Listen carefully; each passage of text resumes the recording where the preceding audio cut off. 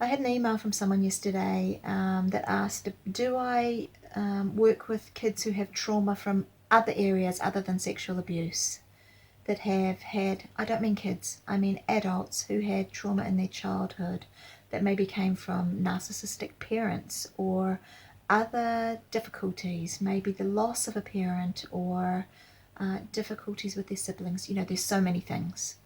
And I said, of course, that's why on the website, that's why I say I work with childhood trauma, not just one kind.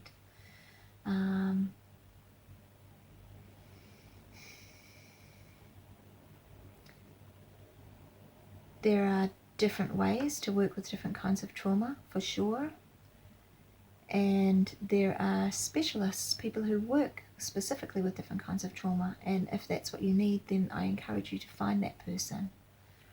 Sometimes we don't know what it is that we need, and sometimes we don't even know exactly what the trauma was or how it has affected us.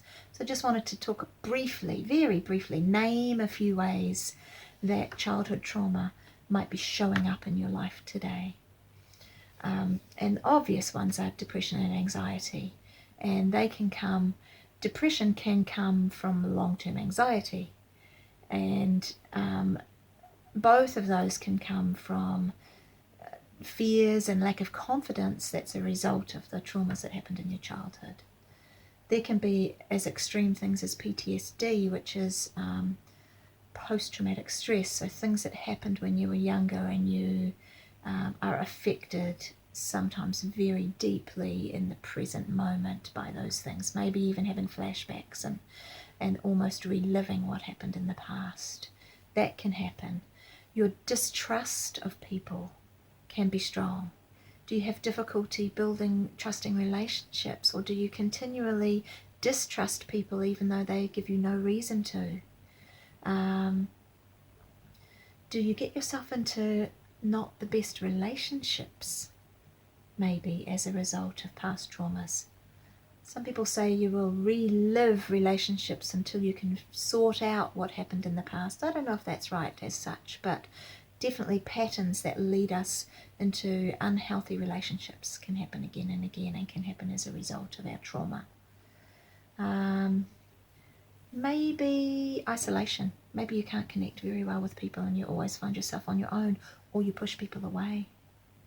Those things can be a result of childhood trauma. Maybe you struggle with your own children, or there's jealousy of the relationships that your children are having with others, or you have unhealthy relationships with your kids because maybe you haven't learned how to have good relationships. There's just so many possibilities of how those past traumas can affect your current life. I don't know that there could be an extensive list of them, but you'll find lots of examples if you just do a Google search. I don't even know what you'd search. Ways that past trauma affects your current life. So that's all I wanted to do, is cover some of those so that you could think more broadly. Sexual abuse to me stands out as one of the really obvious ones that affects people, but I know it isn't the only one, and I wanted you to know that too. If some of these things stand out to you and you're like, yeah, I want to work on that, or I want to talk about that some more, maybe I'm the right person for you to talk to. Go book a intro session and we can have a little chat. That would be awesome. If not, no worries. Or if yes, they stand out to you and I don't feel like the right person, good. Then that means you know what you need. Go find the right person. I'm happy about that. But maybe we can meet sometime and that would be awesome. See you later. This is Dion from Arts Therapy. After the Rain Arts Therapy Online. What?